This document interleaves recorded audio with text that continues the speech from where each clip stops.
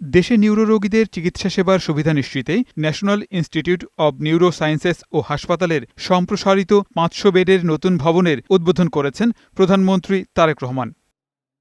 শনিবার রাজধানীর আগারগাঁওয়ে উদ্বোধনী অনুষ্ঠানে যোগ দেন প্রধানমন্ত্রীর স্ত্রী ডাক্তার জুবাইদা রহমানও। উদ্বোধন শেষে হাসপাতাল চত্বরে গাছের চারা রোপণ করেন সরকার প্রধান।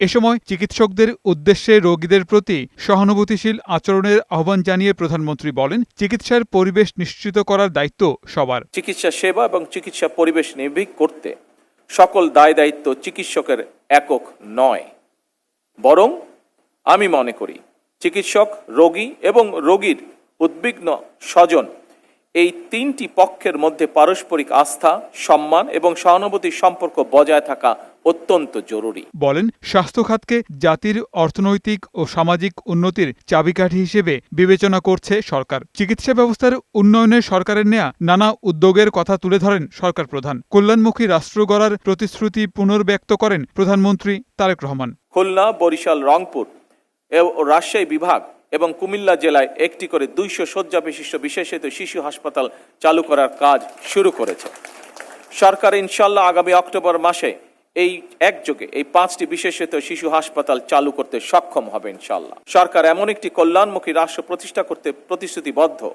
যেখানে চিকিৎসা পাওয়ার জন্য কোনো নাগরিককে দেশের বাইরে হয়তো যেতে হবে না, কিংবা কেউ অর্থ অভাবে স্বাস্থ্যসেবা থেকে ইনশাল্লাহ বঞ্চিত হবে না।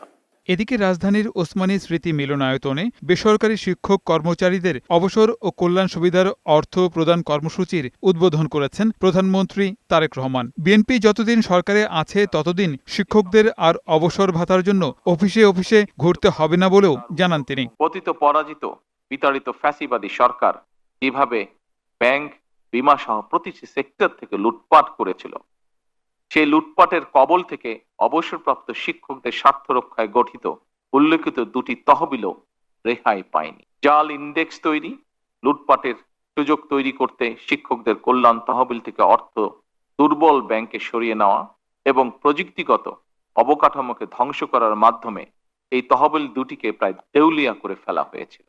শিক্ষক কর্মচারীদের অবসর ও কল্যাণের এই অর্থ পরিশোধে এককালীন ২,০৩৫ কোটি ৮৬ লাখ টাকা বরাদ্দ করেছে সরকার। গত ৪ বছরের বকেয়া জট কমাতে দেশের ৬৪ জেলায় একযোগে শিক্ষকদের নিজ নিজ ব্যাংক অ্যাকাউন্টে এই টাকা পাঠানো হচ্ছে।